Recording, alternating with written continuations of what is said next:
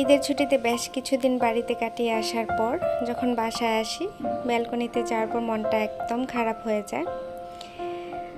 কিছুদিন আগে আমি কিছু ফুল গাছ কিনে এনেছিলাম, সেগুলোর ব্যালকনিতে ছিল। তো এই বাগান বিলাসটাও তার মাঝে একটা। আসার পর দেখছি এই গাছের পাতাগুলো ছিদ্র ছিদ্র হয়ে গেছে, মনে হয় পোকায় অ্যাটাক করেছে। আর এই গাছগুলো মোটামুটি ঠিক আছে, এতটা ঠিক ছিল না। আসার পর দু একদিন একটু পরিচর্যা করার পর একটু প্রাণ ফিরে এসেছে। কিন্তু সব থেকে কষ্টের ব্যাপার সেটা আমার এই অ্যারোমেটিক ফুল গাছটা। এটা যখন কিনে এনেছিলাম খুবই ছোট ছিল, কিছুদিনের মাঝে একদম ঝাঁপিয়ে বড় হয়ে যায়। আর এত পরিমাণে করে আসতো, এত পরিমাণে ফুল ফুটতো যে ব্যালকনির দরজাটা খুলে রাখলে একদম গন্ধে মোমো করতো পুরো বাসা।